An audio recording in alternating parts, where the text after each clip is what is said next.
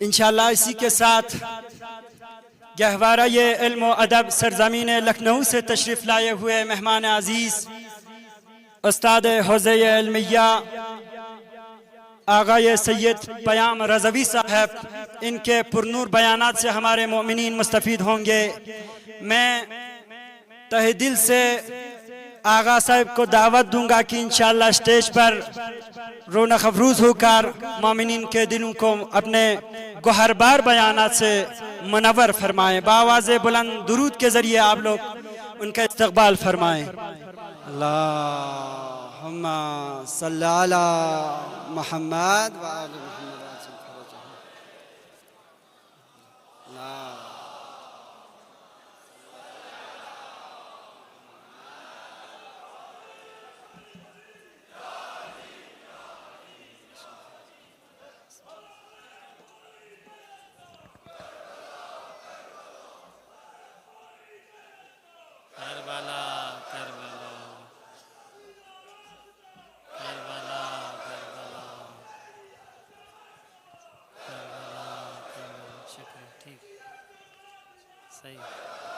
کربلا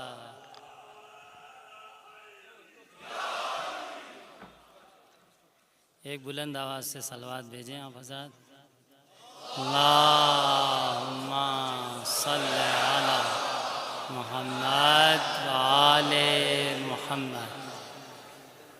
اعوذ باللہ من الشیطان اللعین الرجیم، بسم اللہ الرحمن الرحیم۔ الحمد للہ رب العالمین، الصلاة والسلام علی سید الانبیاء ابی القاسم محمد صلی اللہ محمد وآل محمد وعلی آلہ الطیبین الطاہرین المعصومین المنتجبین، لا سیما بقیت اللہ فی الارضین، واللعنۃ الدائمۃ الابدیۃ علی اعدائہم اجمعین۔ اما بعد، فقد قال اللہ الحکیم فی کتابہ الکریم، الیوم اکملت لکم دینکم واتممت علیکم نعمتی ورضیت لکم الاسلام دینا۔ صلوات بھیجیں بر محمد و آل محمد۔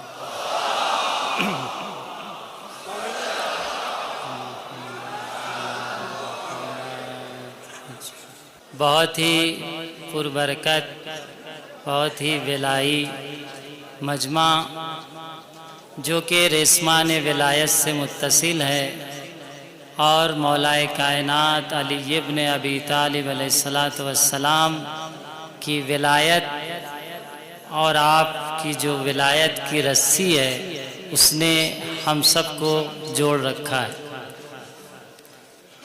غدیر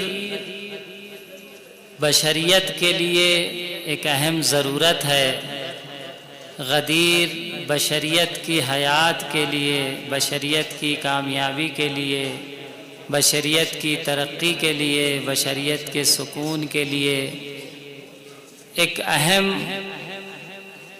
عقیدہ ہے کہ جس دن ولایت مولا کائنات غالب کل غالب علی ابن ابی طالب علیہ السلام، اللہم صلی علی وآل محمد کا اعلان کیا گیا۔ البتہ مولا کائنات کی ذات ولی ہونے میں اور ولایت رکھنے میں کسی اعلان کی محتاج نہیں ہے۔ حوزے کے طلاب علماء عزیز تشریف فرما ہیں، یہ حوزے میں پڑھایا جاتا ہے کہ ایک مقام ثبوت ہوتا ہے اور ایک مقام اثبات۔ مقام ثبوت ہی سب سے اہم موضوع کسی چیز کو ثابت کرنے کے لیے ہوا کرتا ہے۔ اگر خدا ہے تو کوئی مانے یا نہ مانے، خدا خدا ہے۔ اگر علی مومنین کے ولی اور مومنین پر ولایت رکھتے ہیں تو کوئی مانے یا نہ مانے وہ منصب اللہ کی طرف سے انہیں عنایت کیا گیا۔ تو یہ اعلان صرف دنیا تک پہنچانے کے لیے کہ دنیا اسے پہچانے، کیونکہ غدیر کے بنسبت ہماری دو ذمہ داریاں ہیں، ولایت کے بنسبت ہماری دو ذمہ داریاں، اہم ذمہ داریاں ہیں۔ پہلی چیز یہ ہے کہ ہم اس ولایت کو پہچانیں، اس کی معرفت حاصل کریں کہ یہ ولایت ہے کیا اور کسے ولی بنایا جا رہا ہے اور ولایت کا دائرہ کہاں تک۔ ولایت کی صحیح معرفت ہماری ذمہ داری ہے۔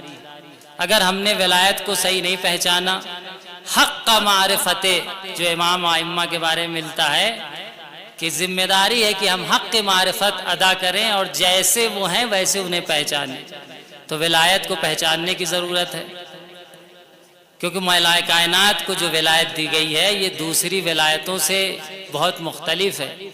ممکن ہے باپ کو بچے پہ ولایت ہو، ممکن ہے آقا کو غلام پر ولایت ہو، ممکن ہے دنیا میں بہت سی ولایتیں پائی جاتی ہوں، لیکن یہ ولایت جو اللہ نے اہل بیت کو عطا کی ہے، جو مولا کائنات کو عطا کی ہے، یہ اس مقام کے بنسبت ہے جو اللہ نے انہیں عطا کیا ہے۔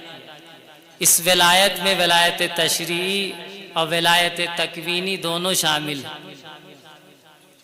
یعنی صرف شریعت کے احکام بیان کرنے تک امام کی ولایت نہیں ہے کہ امام آئے حلال و حرام کو بیان کر دے، واجب و حرام کو بیان کر دے، مستحب و مکروہ کو بیان کر دے، نہیں، بلکہ امام کی ولایت اور امام کا اختیار اور امام کا سلطہ کائنات کے ذرے ذرے پر ہے، اسے ولایت تکوینی کہا جاتا ہے۔ اسی لیے حدیث میں ملتا ہے کہ نزلونی عن الربوبیہ، کہ مجھے منزلت ربوبیت سے نیچے لے آؤ، وقولوا فینا ما شئت، اور جو بھی چاہو ہمارے بارے میں کہو۔ یہ منصب کس کے لیے؟ یہ ہم عام انسان کے بارے میں یا کسی عالم کے بارے میں یا کسی اللہ کے ولی کے بارے میں نہیں کہہ سکتے۔ وہ ذات جو نور ہے، جن کو اللہ نے، حدیث میں ہے نا کہ ایک نور بنایا، اس ایک نور سے 14 نور مشتق کی۔ اہل بیت کی ذات نور ہے، مولا کائنات کی ذات نور ہے۔ یہ اسلاب طاہرہ و ارحام مطہرہ سے منتقل ہوتے ہوئے نور اس مرحلے تک پہنچا ہے۔ اس لیے ان کی صحیح معرفت اور ان کی ولایت کی صحیح معرفت ہماری ذمہ داری ہے کہ اللہ نے انہیں کیا عہدہ دیا ہے۔ دنیا کس نگاہ سے دیکھتی ہے یہ مہم نہیں ہے، خدا کس نگاہ سے دیکھتا ہے یہ مہم ہوا کرتا ہے۔ دنیا کی نگاہیں مختلف ہیں، دنیا کی شناخت مختلف ہے، لیکن آپ دیکھیے کہ پوری دنیا میں آج خاص طور پہ جہاں بھی مسلمان ہیں، مولا کائنات کی جو ذات ہے، ذات بابرکت ہے، اور آپ کا جو کردار ہے دنیا کے سامنے بالکل نمایاں کردار ہے۔ بھائی رسول کے بعد اس منصب رسالت کی جو ذمہ داریاں تھیں وہ کون ادا کرے گا؟ کیا ہر کس و ناکس کو یہ حق دے دیا جائے کہ وہ اس ذمہ داریوں کو ادا کرے یا نہیں؟ عقل یہ کہتی ہے کہ کسی بھی بڑے منصب پر، وہ بھی ایسا منصب جو الہی منصب ہے، جو آسمانی منصب ہے، جو لوگوں کا بنایا ہوا منصب نہیں ہے بلکہ خدا کی طرف سے بنایا ہوا منصب ہے۔ انی جاعلک للناس اماما، ہم تمہیں لوگوں کا امام بناتے ہیں۔ امامت اللہ کی طرف سے، لوگوں کا بنایا ہوا امام، لوگوں کا انتخاب شدہ امام، وہ لوگوں کے معیار پر ہوگا، اور خدا کا بنایا ہوا امام، خدا کی طرف سے انتخاب شدہ امام، وہ خدا کے معیار پر ہوگا۔ اس لیے کبھی بھی اس منصب کو ہم دوسرے منصب سے قیاس نہیں کر سکتے، قیاس نہیں کر سکتے۔ قیاس ہمارے ہاں کیا ہے؟ باطل ہے. اول من قاسا ابلیس، سب سے پہلا شخص جس نے قیاس کیا وہ ابلیس تھا. تو عزیزوں ہمیں چاہیے کہ اس ولایت کے منصب کے بنسبت اپنی ذمہ داریوں کو ادا کریں، پہچانیں یہ منصب ولایت کیا ہے، اس کی شناخت حاصل کریں، اس کی صحیح معرفت حاصل کریں. معرفت امام ہماری ذمہ داری ہے. بے شک امام کی معرفت نور ہے جو ہمارے دلوں میں منور ہے. ہم اس کو دوسری معرفتوں سے مقیاس نہیں کر سکتے، قیاس نہیں کر سکتے. حدیث میں ملتا ہے کہ واللہ لنور الامام فی قلوب المؤمنین انور من شمس المضیہ. بے شک امام کا نور مومنین کے دلوں میں ایک روشن سورج سے بھی زیادہ تابناک اور روشن ہے. ہم اس منصب کو کبھی بھی دوسروں سے قیاس نہیں کر سکتے. کیوں؟ کیونکہ یہ الہی منصب ہے، خدا کی طرف سے قرار دیا گیا ہے. آئیے غدیر میں دیکھیں رسول کیسے اعلان کر رہے ہیں، کیسے دعا کر رہے ہیں. آپ نے جب اعلان ولایت مولائے کائنات کر دیا تو اعلان کرنے کے بعد آپ نے دعا فرمائی. منصب امامت کی حقیقت کو سمجھیے جو خود رسول کی دعا سے سمجھ میں آتی ہے. بہت توجہ چاہتا ہوں، تھوڑی سی باریکی کی بات ہے لیکن امید ہے کہ میں اس بات کو آپ تک پہنچا سکوں گا. جب اعلان ولایت ہو گیا تو رسول گرامی اسلام نے کیا فرمایا کہ اللہم وال من والا وعاد من عادا. پروردگار تو اس کا ولی اور سرپرست بن جا، تو اس کا ولی اور سرپرست بن جا جو علی کی ولایت کو مانتا ہے، جو علی کی ولایت کا اقرار کرتا ہے. وعاد من عادا، تو اس کا دشمن بن جا جو علی سے دشمنی کرتا ہے. کتنی عجیب اور رسول کی دعا ہے، ہم جیسے معمولی انسانوں کی دعا نہیں ہے جو قبول نہ ہو. ایک بلند آواز سے صلوات بھیجیں بر محمد.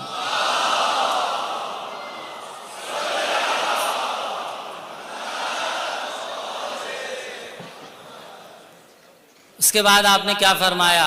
وَانْصُرْ مَن نَصَرَ، تو اس کا ناصر و مددگار بن جا جو علی کی نصرت کرتا ہے. زندگی میں خدا کی مدد چاہیے نہیں چاہیے؟ خدا کی طرف سے برکت چاہیے نہیں چاہیے؟ خدا کی عنایت شامل حال ہونا چاہیے نہیں ہونا چاہیے؟ اگر خدا اپنی توجہ کو ہم سے ہٹا لے تو ہم بدبخت ہیں، ہماری زندگی برباد ہے.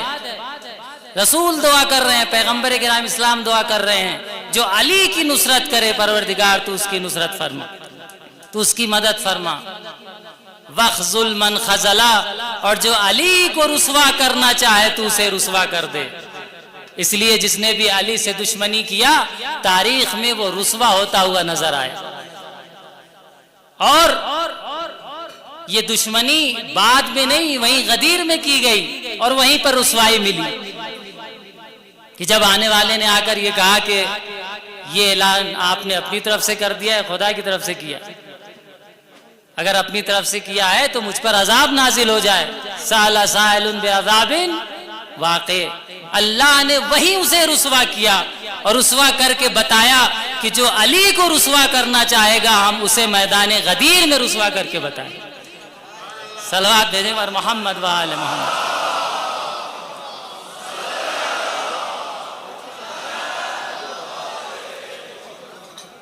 اس کے بعد آپ نے کیا فرمایا؟ وادر الحق حیث ما دار، پروردگار حق کو موڑ دے، حق کو دار و مدار قرار دے دے. کس کا؟ علی کا. بہت ہی عجیب جملہ ہے. دیکھیے حق کی ہم کیا کرتے ہیں؟ پیروی کرتے. حق آگے ہوتا ہے، ہم اس کے کیا ہوتے ہیں؟ پیچھے ہوتے. یہی ہوتا ہے نا.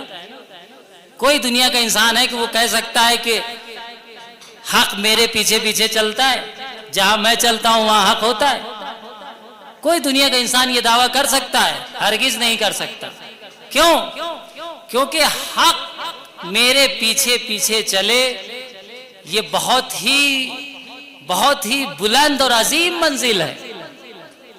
وادر الحق حیث ما دار، یہ نہیں کہا کہ جہاں جہاں حق جائے وہاں وہاں علی کو بھیج دے، بلکہ کہا جہاں جہاں علی جائے وہاں وہاں حق کو بھیج دے۔ جہاں جہاں علی جائے وہاں وہاں حق کو بھیج دے۔ عزیزوں، ایک شخص کی زندگی میں یہ کیسے ممکن ہو سکتا ہے کہ وہ جہاں جا رہا ہو حق اس کے پیچھے جا رہا ہو؟ دو خصوصیت اور واضح کروں، اس بات کو سمجھنے کی کوشش کریے گا آپ۔ ہم حق کی پیروی کب کرتے ہیں؟ کہا بہت سی زندگی مراحل میں ہم حق کی پیروی نہیں کرتے۔ کیوں نہیں کرتے؟ دو وجہ ہے، بہت توجہ چاہتا ہوں۔ دو وجہ ہے جس کی بنیاد پر ہم حق کی پیروی نہیں کرتے۔ پہلی وجہ ہماری جہالت، حق کو پہچانتے ہی نہیں، حق کو پہچانتے ہی نہیں۔ تو جب حق کو پہچانیں گے نہیں تو حق کی پیروی کیسے کریں گے؟ ایک بلند آواز سے صلوات بھیجیے آپ حضرات۔ صلی علی محمد وآلِ محمد۔ جب ہم حق کو پہچانیں گے نہیں، حق سے جاہل ہوں گے تو ہم پیروی نہیں کر سکتے۔ تو پہلی وجہ جس کی وجہ سے ہم حق کی پیروی نہیں کر سکتے یا نہیں کر پاتے وہ ہماری جہالت ہے۔ ہم جاہل ہوتے ہیں، حق کو جانتے نہیں، حق کو پہچانتے نہیں، اس لیے ہم حق کی پیروی نہیں کرتے۔ دوسری وجہ کیا ہے جس کی وجہ سے ہم حق کی پیروی نہیں کرتے؟ ہماری خواہشات، ہمارا نفس ہمیں اجازت نہیں دیتا کہ ہم حق کی پیروی کریں، بلکہ ہم حق کی مخالفت کرتے ہوئے نظر آتے ہیں۔ تو جس کے اندر یہ دو صفت ہوگی وہی اسی کے ساتھ حق ہوگا، یعنی حق اس کے پیچھے پیچھے ہوگا۔ پہلی چیز، اس کے پاس ایسا علم ہو کہ جس علم کی بنیاد پر وہ زندگی کے تمام مراحل میں حق کو پہچاننے کی صلاحیت رکھتا ہو، تب ہم کہہ سکتے ہیں کہ حق ہمارے پیچھے چل رہا ہے۔ ایک ایسا علم ہو، یعنی جہالت کا کوئی تصور ہی نہ ہو۔ وہ ذات کون ہو سکتی ہے جس کے پاس علم لدنی پایا جاتا ہو؟ وہ ذات یہ دعویٰ کر سکتی ہے کہ زندگی کے کسی مرحلے میں ہم حق کو پہچاننے سے جاہل نہیں ہیں، ہر مقام میں حق کو پہچانتے ہیں۔ تو پہلا مرحلہ کہ حق کو پہچاننے کی صلاحیت، یعنی اتنا وسیع علم ہو۔ دوسرا مرحلہ کیا ہے؟ حق کو پہچان لیا، پہچاننے کے بعد حق کی پیروی کرنے کی صلاحیت ہو، یعنی کبھی بھی نفس کی پیروی نہ کرے بلکہ حق کی پیروی کرے۔ تب یہ ہم کہہ سکتے ہیں کہ حق ہمارے پیچھے پیچھے چل رہا ہے، ہم آگے ہیں اور حق ہمارے پیچھے چل رہا ہے۔ اب سمجھ میں آیا کہ رسول گرامی اسلام جب یہ دعا کر رہے ہیں کہ اللہ وادر الحق حیث مادار، تو یہ صرف حق کی پیروی کے بارے میں نہیں بتا رہے ہیں بلکہ علی کی عصمت کا بھی اعلان کر رہے ہیں، علی کے علم کا بھی اعلان کر رہے ہیں۔ صلوات بھیجیں بر محمد وآل محمد۔ صلی علی محمد وآل محمد۔ اللہم صلی علی محمد وآل محمد۔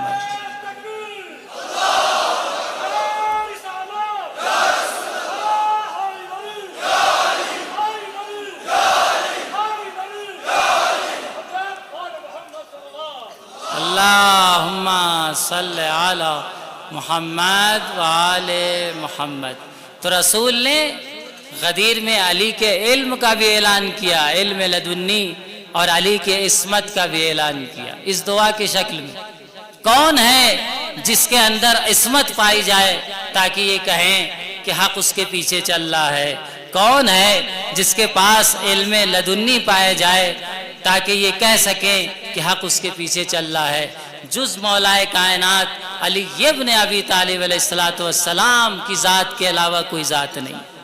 تو یہ ولایت، یہ اعلان ولایت بہت اہم موضوع، اور کبھی بھی ہم اس منصب کو دوسرے سے قیاس نہیں کر سکتے، دوسرے منصب سے قیاس نہیں ہو سکتا ہے۔ کیوں؟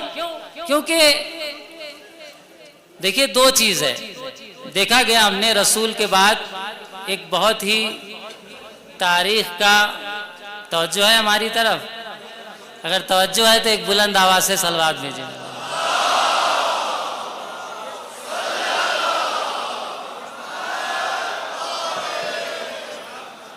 جب بعد رسول منصب رسالت پر اور جانشین رسالت بنانے کے لیے کوشش کی گئی کہ دوسرے لوگوں کو بیٹھا دیا جائے، تو اس میں ایک اہم رول یہ تھا کہ علی کے منصب کو گھٹا دیا جائے اور رسول کے منصب کو بھی گھٹا دیا جائے، یعنی رسول کوئی خاص نہیں ہے، وہ ہم جیسے بشر ہیں، وہ ہم جیسے بشر ہیں، رسول ہم جیسے بشر ہیں۔ علی بھی کوئی خاص نہیں ہے، اگر علی رسول کے مقام پر بیٹھ سکتے تو ہم بھی بیٹھ سکتے ہیں۔ تو کبھی کبھی یہ ہوتا ہے کہ ہم جب کسی بلند جگہ پر نہیں جا سکتے تو کوشش کرتے ہیں اس کو نیچے لے آئیں، تھوڑی بہت کوشش کریں گے اوپر جانے کی، 2-4 قدم 2-4 فٹ کود کے زور لگا کے سیڑھی لگا کے پہنچ جائیں، ادھر سے وہ بہت اوپر ہے تو اس کو کھینچ کے رسی پھینک کے پکڑ کے نیچے لے آئیں۔ یہ کیوں ہوتا ہے؟ تاکہ ہم اس کے برابر نظر آئیں۔ اور دنیا داری میں بھی ہوتا ہے، کوئی ہے ہمارا پڑوسی پیسے والا ہے، ہمارے پاس کم ہے، تو ہم سوچتے ہیں کہ ہم ایسا ظاہر کریں کہ ہم اس سے کم نہیں ہیں، گرچہ ہمیں پتہ ہے کہ ہم اس میں بہت فرق ہے، لیکن لوگوں کے درمیان ایسا ظاہر کریں کہ ہمارے اس میں کوئی فرق نہیں ہے۔ تو کبھی کبھی منصب امامت کو یا منصب رسالت کو اس لیے گھٹایا جاتا ہے تاکہ کچھ غیروں کو ان کے مقابل میں لایا جائے۔ تو مجھے یہ شکوہ نہیں ہے کہ آپ کس کو کیا بڑھاتے ہیں، کیونکہ انسان ہے، حب الشیء یعمی و یسم، جب کسی ذات سے، کسی شخص سے، کسی شے سے، دنیا کی کسی چیز سے، کسی ذات سے محبت کرتا ہے تو اسے بڑھاتا ہے، یہ انسانی فطرت کا تقاضا ہے، اور جب کسی سے نفرت کرتا ہے تو اسے گھٹاتا ہے۔ تو مجھے اس کا شکایت نہیں ہے، اس کی شکایت نہیں ہے کہ کس کو کیا بنایا جا رہا ہے، لیکن اس بات پر میرے عزیزوں ضرور توجہ کریں کہ اگر آپ کسی کو بڑھا کر منصب امامت یا اس کے قریب لے جا رہے ہیں تو گویا آپ نے منصب ولایت کو پہچانا ہی نہیں ہے، معرفت امام حاصل ہی نہیں کی ہے۔ آپ سے یہ نہیں پوچھا جائے گا کہ کس کو کتنا بڑھایا یا نہیں بڑھایا، لیکن آپ سے یہ ضرور پوچھا جائے گا کہ امام کی صحیح معرفت کیوں حاصل نہیں کی۔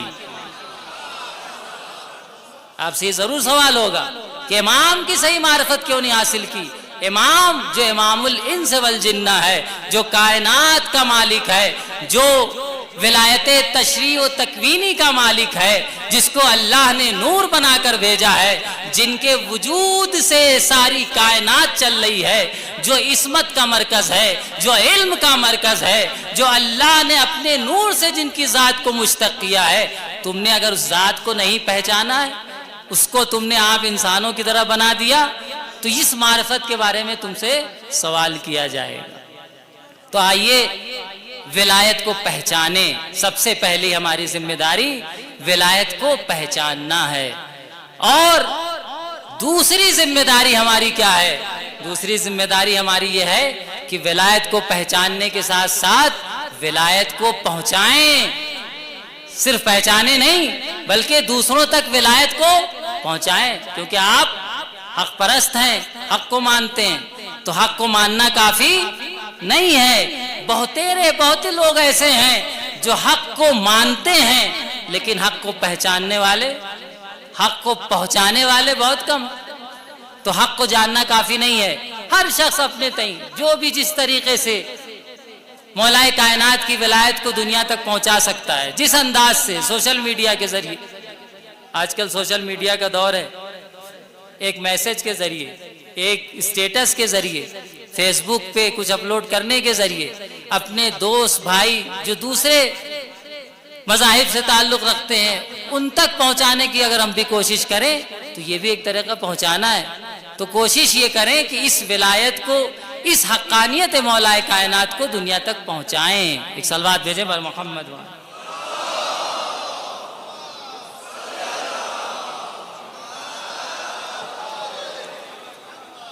بھائی رسول اس شدت کی گرمی میں اپنی ذمہ داری کو انجام دے رہے تھے نہیں دے رہے تھے؟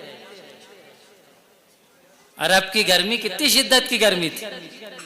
یا ایھا الرسول بلغ ما انزل الیک من ربک. یہاں 1,20,000 کا مجمع نہیں ہے، یہاں گرمی کا موسم بھی نہیں ہے.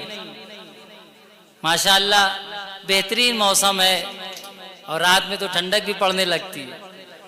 بہترین موسم ہے، پھر بھی دیکھیے لوگ پسینے پوچھ رہے ہیں. اور کچھ لوگ یہ بھی سوچ رہے ہیں مولانا کب جائیں گے.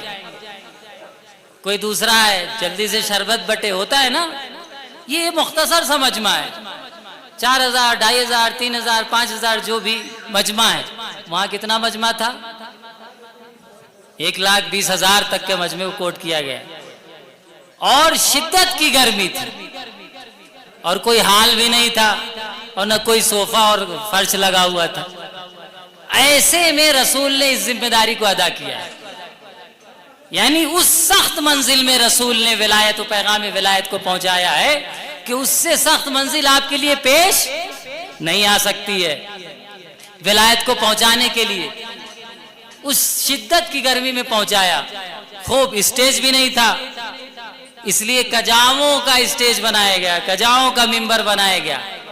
یعنی ہر چیز وہاں پر منفرد تھی، اور اعلان ولایت کیا جا رہا تھا. بھئی اہم موضوع تھا نا. اگر اہم موضوع نہ ہوتا تو خدا اپنے رسول اپنے حبیب سے، جس کو حبیب بنا کر بھیجا، جس کو رحمت بنا کر بھیجا، جو اس کا محبوب ہے، کبھی نہ کہتا کہ وَإِن لَّمْ تَفْعَلْ فَمَا بَلَّغْتَ رِسَالَتَهُ. اے میرے رسول اگر آپ نے یہ کام نہیں کیا تو گویا آپ نے رسالت کا کوئی کام انجام ہی نہیں دیا ہے. اب آپ سوچئے کہ ولایت کا پہنچانا، جس طریقے سے ولایت کو پہچاننا ہماری ذمہ داری ہے، ولایت کی معرفت حاصل کرنا ہماری ذمہ داری ہے، اسی طریقے سے ولایت کو پہنچانا ہماری ذمہ داری ہے. رسول نے پہنچایا. خاص کر کے علماء، کیونکہ علماء کیا ہیں؟ العلماء ورثۃ الانبیاء. علماء انبیاء کے وارث ہے. یعنی اس راستے پر علماء کو چلنا ہے جس راستے پر انبیاء چلیں. البتہ اس کا مطلب یہ نہیں کہ کوئی عالم نبی کے برابر ہو جائے گا. سننے میں آتا ہے کہ کسی نے کہا رہے وہ عالم نبی سے بہتر ہے، نبی کے برابر ہے. کوئی بھی عام انسان نبی اور امام کے منصب کے برابر تو چھوڑ دیجئے، قریب بھی نہیں ہو سکتا ہے. کیونکہ نہ اس کے پاس علم لدنی ہے، اور نہ اس کے پاس عصمت کی مہر ہے. رسول اپنی پشت پر عصمت اور رسالت کی مہر لے کر آئے تھے. ہم جیسا معمولی انسان جو ہمارے درمیان سے اللہ کا ولی ضرور بن سکتا ہے، عارف باللہ ضرور بن سکتا ہے، لوگوں کو ہدایت کرنے والا بہترین ہادی ضرور بن سکتا ہے، لیکن ہم یہ کہیں کہ وہ امامت کے منصب کے قریب پہنچ چکا ہے، اس کے پاس وہی ولایت و وہی اختیار ہے جو امام کو اللہ نے عطا کیا ہے، تو یہ گویا ہم معرفت امام سے دور ہو رہے ہیں. اسی نعرہ حیدری، چمن چمن کلی کلی، نگر نگر گلی گلی، آدم کا مولا، آدم کا مولا، ابراہیم کا مولا، عیسیٰ کا مولا، نوح کا مولا، موسیٰ کا مولا. تو قبر کے باہر جو کر لے تیرے قبر کے اندر ایک نعرہ حیدری. یا علی مدد حق ہے. احسن بارک اللہ. یہ موضوع عدالت جو ہے، اللہم صلی علی محمد وآل محمد وعجل فرجهم. آپ نے دیکھا کہ توجہ چاہتا ہوں، اصول دین میں دوسرا اصول دین کیا ہے؟ دوسرا اصول دین کیا ہے؟ عدالت، عدل. عدل کسی ذات کا نام ہے یا کسی صفت کا نام ہے؟ عدل ایک صفت ہے، لیکن اتنی اہمیت رکھتا ہے کہ اللہ نے اسے اصول دین میں سے قرار دیا. کہنے کا مقصد یہ ہے کہ زندگی میں عدالت سب سے اہم محور ہوا کرتا ہے۔ اگر آپ زندگی میں عدالت پہ نہیں چلے، اسی لیے قرآن نے ظلم کی سخت مذمت کی ہے اور عدالت کی تعریف کی ہے۔ ہر چیز میں اعتدال جس سے بنتا ہے، عدالت سے بنتا ہے اعتدال، یعنی وہ راستہ انتخاب کرنا ہے کہ جو عدالت کا راستہ ہو۔ ہم کسی کی تعریف کرنے جاتے ہیں تو عدالت سے خارج ہو جاتے ہیں، زیادہ تعریف کر دیتے ہیں۔ کسی کی برائی کرنے چاہتے ہیں تو عدالت سے خارج ہو جاتے ہیں، زیادہ برائی کر دیتے ہیں۔ زندگی کا سب سے اہم محور جو ہے وہ عدالت ہے، اور اگر ہم عدالت سے ہٹتے ہیں تو یا افراط کا شکار ہوتے ہیں اور یا پھر تفرید کا شکار ہوتے ہیں۔ اسی لیے مولا کائنات نے کیا فرمایا؟ ہلک فیہ رجلان محب غال و مبغض قال۔ دو لوگ ہمارے بارے میں ہلاک ہو گئے، ایک وہ لوگ جنہوں نے میری محبت میں غلو کیا اور ہمیں خدا کے مرتبے تک پہنچا دیا، خدا ماننے لگے، اور کچھ لوگوں نے ہم سے بغض کیا، عداوت کی اور ہمارے مقام کو گھٹا دیا۔ یہی دو محور ہماری زندگی میں ہونا چاہیے کہ ہم جب کسی چیز کو مانتے ہیں تو کتنا ماننا ہے یہ پتہ ہونا چاہیے، اور جب ہم کسی چیز کی مخالفت کرتے ہیں تو کتنی مخالفت کرنی چاہیے وہ بھی ہمیں پتہ ہونا چاہیے۔ ایک صلوات بھیجے بر محمد وآل محمد۔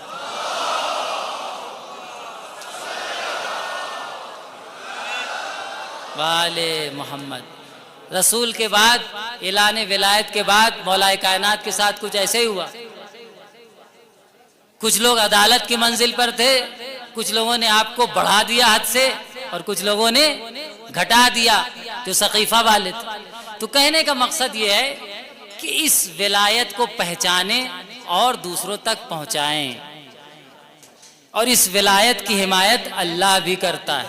اب غدیر کا وقت ہے تو ایک دو نکات بھی آپ کے سامنے پیش کرتے چلیں کہ غدیر میں جس کا ذکر ابھی ہم نے کیا تھا کہ جب اعلان ولایت ہو گیا مولا کائنات کا تو ایک شخص آیا اور اس نے یہ کہا کہ کس کی طرف سے اعلان کیا ہے، اپنی طرف سے کیا ہے یا خدا کی طرف سے؟ اگر خدا کی طرف سے ہوا ہے تو مجھ پر عذاب نازل ہو جائے۔ وقت تمام شد۔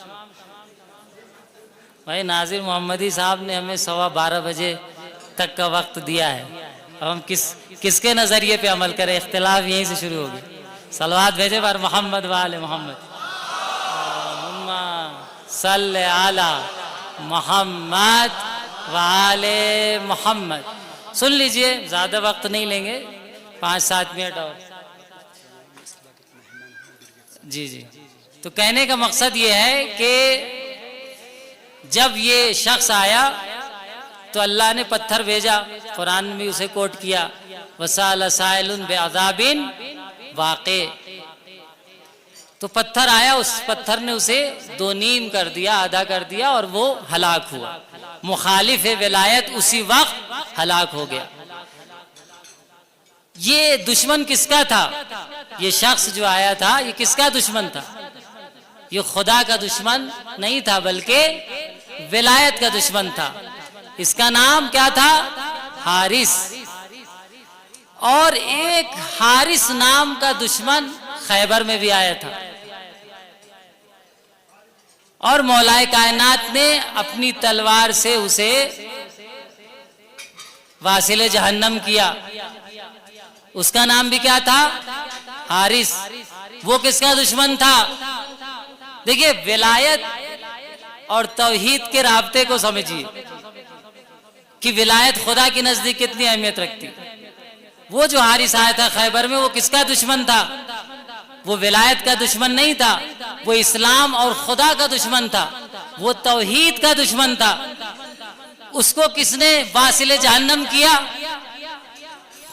مولا کائنات نے۔ مولا کائنات نے اسے واصل جہنم کیا۔ تو ایک حارث خیبر میں آیا جو خدا کا دشمن تھا، اس کو مولا کائنات نے واصل جہنم کیا۔ ایک حارث غدیر میں آیا تھا جو مولا کائنات کا دشمن تھا، اس کو اللہ نے واصل جہنم کیا۔ گویا خدا اور علی میں یہ طے ہو چکا تھا کہ اے علی تمہارے دشمن کو ہم ماریں گے، ہمارے دشمن کو تم مارنا۔ صلوات بھیجے بار محمد وآل محمد، اللہ محمد وآل محمد۔ بس عزیزوں، زیادہ آپ کا وقت نہ لیتے ہوئے امامت کی منزلت کو سمجھیے اور اس کی نورانیت کو سمجھیے۔ امامت ایک اہم رکن ہے دین کا، اور امام کے بغیر، امام کے معرفت کے بغیر دنیا نہیں چل سکتی۔ ہشام ابن حکم نے مناظرے میں کیا کہا تھا اس خطیب سے جو بصرہ میں خطبہ دے رہا تھا، اور وہ امامت کا منکر تھا، ولایت کا منکر تھا رسول کے بعد؟ تو ہشام ابن حکم نے اس سے کہا کہ تم امامت کو نہیں مانتے ہو، کیوں نہیں مانتے ہو؟ کہا امامت کی ضرورت نہیں ہے۔ رسول کے بعد انہوں نے امام معصوم، وہ امام جس کے پاس علم لدنی، ایسے امام کے قائل ہی نہیں ہوئے۔ تو ہشام ابن حکم نے بہت بہترین مثال پیش کی اور اس سے کہا کہ میرے ایک سوال کا تم جواب دو۔ جوان ہے ہشام ابن حکم، 17-18 سال کی عمر ہے، لیکن ولایت کے دفاع میں کتنے مضبوط ہیں کہ چھٹے امام آپ کے بارے میں فرماتے ہیں کہ مرحباً بناصرنا بقلبہ ویدہ ولسانہ، شابش ہو، مرحبا ہو ہمارے ناصر پر جو اپنے دل، زبان، اپنے ہاتھوں سے ہماری حمایت و ہماری ولایت کا دفاع کرتا ہے۔ تو ہماری ذمہ داری ہے۔ یہ ہشام ان سے پوچھتے ہیں اس خطیب سے کہ تم یہ بتاؤ کہ انسان کے بدن میں، انسان کے وجود میں، انسان کے نظام کو چلانے کے لیے کون سی ایسی چیز ہے جو انسان کے بدن کے نظام کو چلا رہی ہے، انسان کے جسم کے نظام کو چلا رہی ہے؟ آپ یہاں بیٹھے ہیں تو کس کے حکم سے بیٹھے ہیں؟ ہم یہاں گفتگو کر رہے ہیں تو کس کے حکم سے گفتگو کر رہے ہیں؟ ہم یہاں جشن منا رہے ہیں تو کون سی ایسی چیز ہے جو ہمیں مجبور کیے کہ ہم یہاں بیٹھیں؟ تو اس نے کہا پتہ ہے کہ انسان کے وجود میں ایک قلب ہے، ایک دل ہے، ایک عقل ہے، ایک شعور ہے جو انسان کو حکم دیتا ہے، دستور دیتا ہے تاکہ انسان کے جسم کا نظام چلے۔ بس ہشام ابن حکم نے ایک جملہ کہا کہ اے خطیب، جب انسان کے جسم کے چھوٹے سے نظام کو چلانے کے لیے ایک امام کی ضرورت ہے تو اتنی بڑی کائنات بغیر امام کے کیسے چل سکتی ہے؟ صلوات بھیجے بر محمد وآل محمد پر۔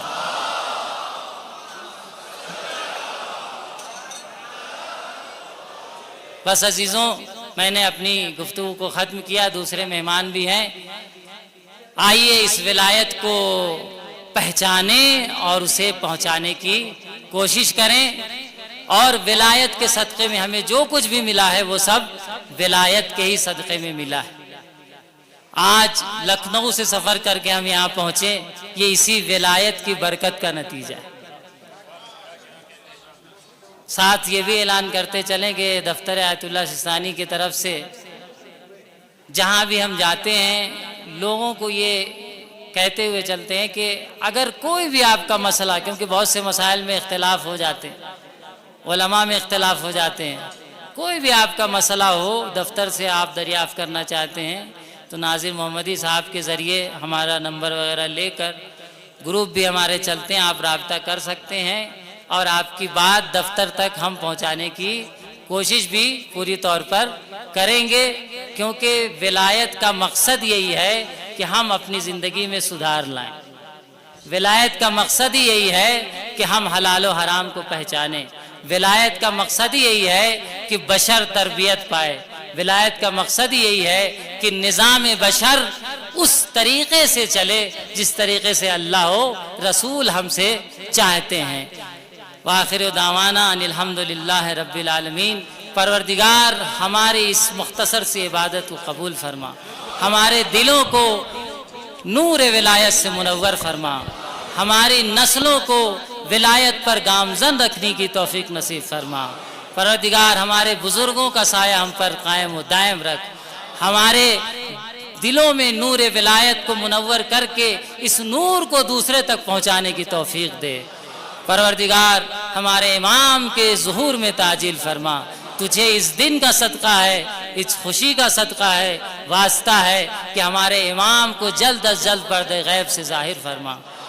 واجل اللہم فی فرج مولانا صاحب الزمان صلوات بھیجے بر محمد